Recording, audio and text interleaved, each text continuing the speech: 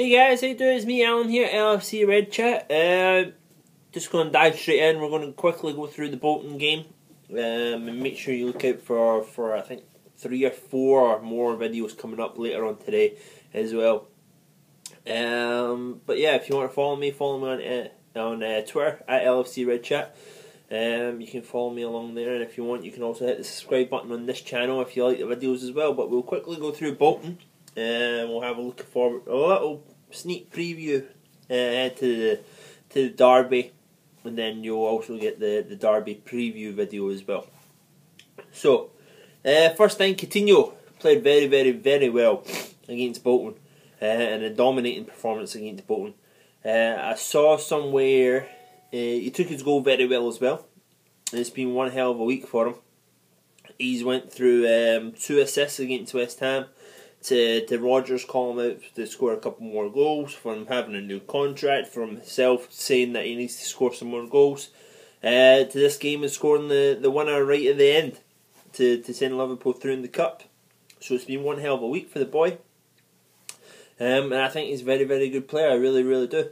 But, and there's a big but, I saw somewhere, I think it was This Is Anfield, there was a poll, 85% of people polled think Coutinho's going to be as good as Suarez.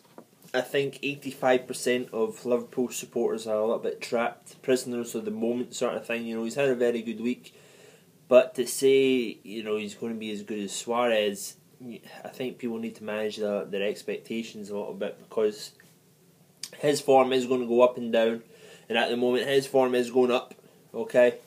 But how are you going to react when his form dips again and he's not as sharp and he gets a little bit fatigued, like most of the players in his position do? That's why we switch so many of them in and out, and that's why we have so many of them. You know, Sterling, Coutinho, Emre Can could play up there as well. Lallana, Gerrard, Henderson can play up there. That's why you have so many of these players that can play that sort of position where he is.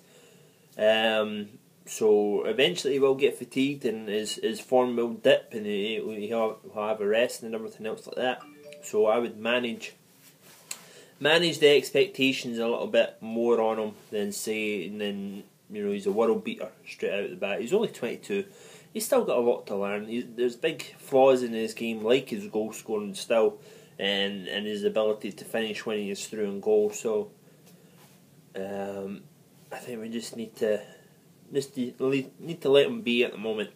And I love the player, and if you watched any of my videos before, you'll know that. So I'm not trying to have a dig at him or anything like that, I just don't want for me to then come on here in the future after people say, oh, Coutinho's shite, Coutinho, what's up with him and all the rest of it, and me have to come on here and say, well, you know what, maybe we raised him up a little bit too high. He's not shite, he's tired and all the rest of it. So there you go. Second thing, that penalty was disgusting.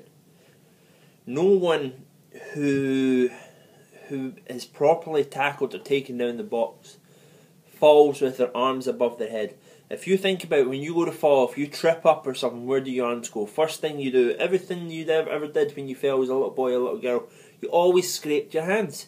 Why did you always scrape your hands when you fall? Because that is what we are in here programmed to do when we fall, is to put our hands out to stop ourselves. Okay? Nobody falls with their hands above the head like this. And I'm getting sick and tired of it. If I was a referee and I ever saw any player fall with their hands above their heads, other way.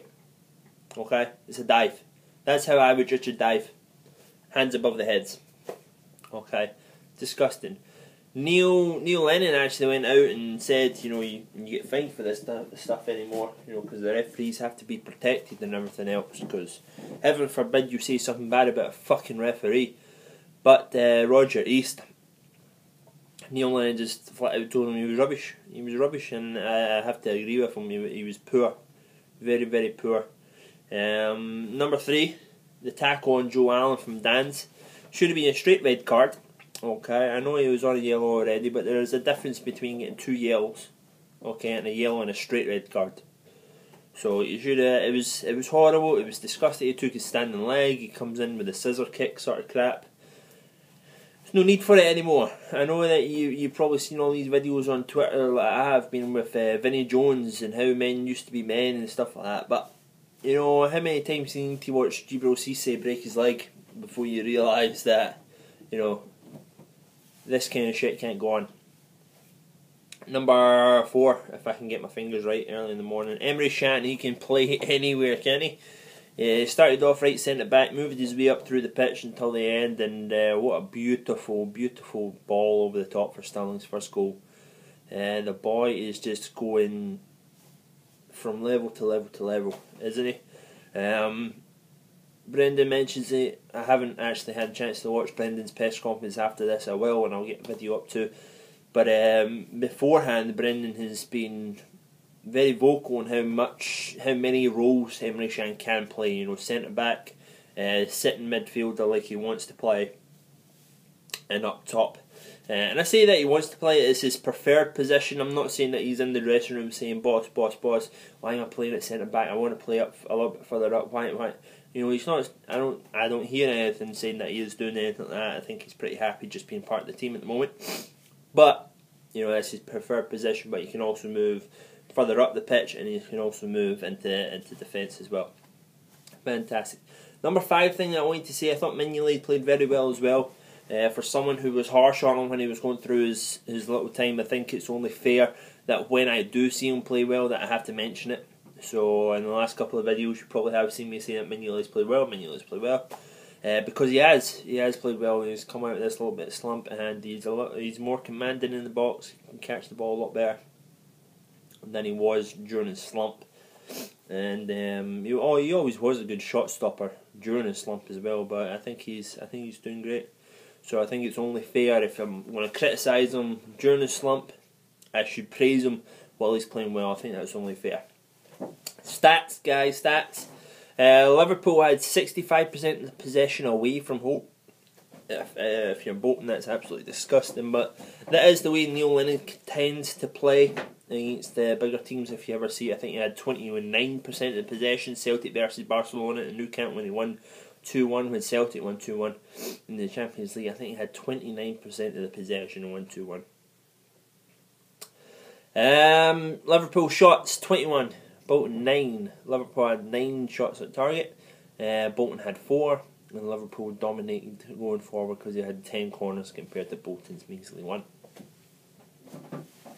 Man of the match for me was Coutinho. I thought he did very, very well. I thought he did fantastic.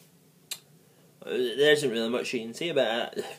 I thought he did really well. I thought he took his goal well. I thought he was brave to take it on from where he was. I thought at that moment Bolton were actually defending quite horribly. There was no real order or formation that they were defending in their kind of staggered lines. So they're all just kind of chasing the ball. There was no banks of 4 pressing them out. If you're in 2 banks of 4 there, right, from where Coutinho is, Coutinho never gets that shot off. Alright? So it was a little bit poor discipline from Bolton that allowed Coutinho the space to get into that, but he took the shot very well, so I thought he did great.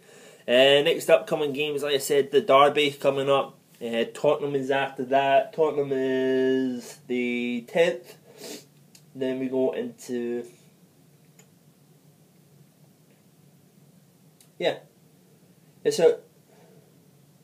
It's a weird one.